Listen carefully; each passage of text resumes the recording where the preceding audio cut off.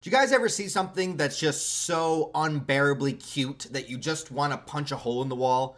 Or is that just me? I don't know. Maybe I should go see a therapist. But regardless, that's how I felt about this chapter of Chainsaw Man. Chapter 116, we are still in the aquarium, and we are getting time to build. We are getting time to brew with these characters, which I love. Look, I love the insanity of Chainsaw Man as much as everybody else. I love when Denji is flipping around and cutting heads off. That stuff is beautiful, and I love to see it.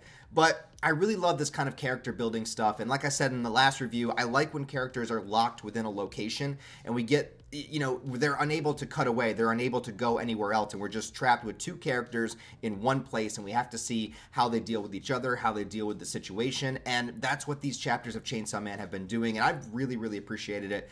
And this chapter specifically only focuses on Denji and Asa, which I think it should have. I think it did a great job by doing that, and we get to build their connection and their relationship up. And yes, I've been saying it, man. Denji and Asa. Asa is going to be the first girl that actually, well, she might try to kill Denji, but she'll be the first one that when everything is all said and done, I really do think that this might be his first actual legitimate relationship. But that's going a little bit too far. First, we got this nice little encounter, this nice first date sort of vibe they got going on right here where they're eating some starfish together. And let me tell you, fellas, I've eaten some starfish in my day, if you know what I mean. What am I talking about? We're talking about Chainsaw Man. All right, so a couple of interesting things are mentioned here. This is the first time, I believe the first time, correct me if I'm wrong, I might be forgetting something, but I think this is the first time in part 2 of Chainsaw Man that Denji has mentioned Nayuta.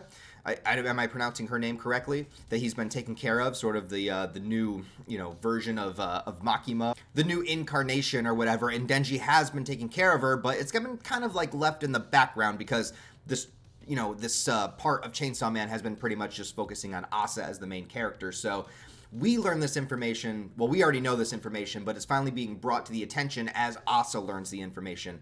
And that is apparently his reason, his excuse why he's been doing so many schemes and stealing money and doing all these things, because he wants to get her enough money to send her to a good school and stuff. Now, there could be other things kind of going on that we don't really know about, but he is actually taking care of her because, I mean, Denji's he's doing his best out here, man. He's doing his best. Like, he doesn't have that kind of strong guiding force, and every time he feels like he does have one or one enters his life, well, just chaos ensues. He's lost a lot of people close to him, so he doesn't really have much understanding or guidance of where to go. So this seems to be the most logical thing for him to do, and he's actually able and capable of doing it. So that's what he's been doing. But through this conversation, they get to know each other a little bit more, and the best moment is when Denji says that you're actually kind of fun. Like, the things you talk about are very boring, but you're actually kind of fun. And I've totally had that same feeling in response towards girls I have dated in the past. It's very relatable. I don't know if it's good to start relating to Denji. That might be a red flag in itself, but that moment, and Asa's reaction to it too. She just has that kind of like shocked Pikachu face, you know what I mean? And she kind of is like, well, that's good. Because at first I'm thinking, well, she wants to win Denji over because she's supposed to make Denji into a weapon. You get this guy to like you. That was the original intent. The intent goes a little bit beyond that in this chapter, but at first that's what I'm thinking. She's like, oh shit, Denji's starting to like me. Yes, I am cool. I am fun, aren't I? I'm great. I'm amazing. And Denji, of course, he's going to say yeah. But the one kind of sadder, more bitter moment of the chapter is when he says that she reminds him of somebody he once knew, which I believe he's referring to Power, which is unfortunate because every time I remember Power is no longer in the story, I get a little bit sad because I really like that character. For many reasons, okay? Many reasons. But with that, she's like, I have a bright idea of how to get out of here. And at first I'm thinking, okay, is she trying to like win Denji over a little bit more? But then she says, let's collect more money. I'm like, all right. And Denji, of course, is cool with that. He's like, dude, this chick is going to help me steal stuff. This is amazing. And so they're running around the aquarium and they're taking as much money as possible that they can find and taking money and stealing money. And they have this like nice little frolic page of them just like, skipping around, stealing stuff. I love it, man. And you can feel the connection brewing here. You can feel the fun between these characters that, Asa feels like she has somebody here helping her out. I don't think Asa's really kind of like falling for Denji or anything at this point, but she's realizing that she can kind of, have him help her do the things that she wants.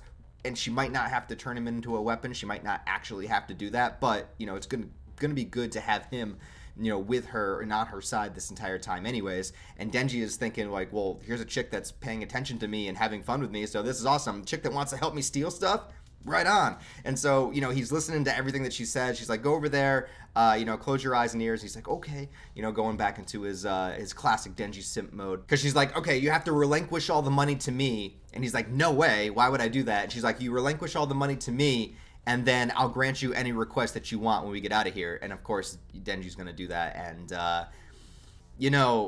as for the request Denji would go to at this point, because he's gone through a lot and he's had some experiences, I'm kind of curious of like what actually he would ask. I don't think he's gonna ask to just like touch a boob at this point. He's past that. He's beyond that. Maybe not. Or there might be a twist and he might just ask her out on a second date, so then she has to deal with him again, and then that connection continues to brew even more so after that. I don't know, but I'm curious about what exactly, because it's either gonna be something completely outlandish or it's gonna be something shockingly wholesome. I know that seems weird, but like it might literally be asking her on another date. It might be, or helping him steal more stuff on a second date. Watch, it might. But apparently Asa's plan is to buy this aquarium and make the aquarium hers, therefore she could turn it into a weapon because it has to belong to her. It has to be something that is meaningful. So that's why using a human would have been, a very powerful thing, because if she could get Denji to fall for her, it would be hers in that way. Now, when it comes to the aquarium, she has this money and she's saying that she's buying it, that she's going to offer the money for the aquarium, but there's nothing really here to make that exchange. That's the kind of crazy thing. Is it just that her belief in it, like this is enough and this is what I'm going to do and I'm going to buy this, and therefore the aquarium itself becomes hers, and then she can use that as her weapon however she so pleases? But if like the Eternity Devil is here and using this area and using this location, how does the possession of the location switch or swap? Or does it not even work that way? I don't really know.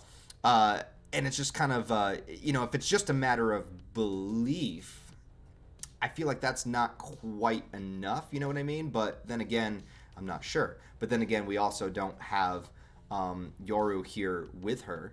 So does that play into effect as well? Would she be able to do this if she was here? And it seems like she was taken away specifically to get Asa to focus on the mission and do this one thing. But now she's going in a completely alternate, different direction. So I don't really know. I don't really know how that's going to work, because it ends on the cliffhanger of her saying that she's going to use the aquarium spear. However that works, I don't know. So it's a very strange kind of condition. It depends on how these possession abilities work with that. And I don't know how that works. So yeah, I don't know exactly how that's going to go. And then also, if that does happen, I know Denji is standing far away covering his ears, but he's obviously going to notice, the change in reality that happens if that does happen. So yeah, I don't know what's going to happen with that. And also we have a bunch of other characters that are in the aquarium that are not featured in this chapter, but they're there. Well, Kobeni's brother? Is that Kobeni's brother? Is it officially Kobeni's brother? Has that been confirmed? I don't know, but he's licking the glass. And sometimes you gotta lick some ass.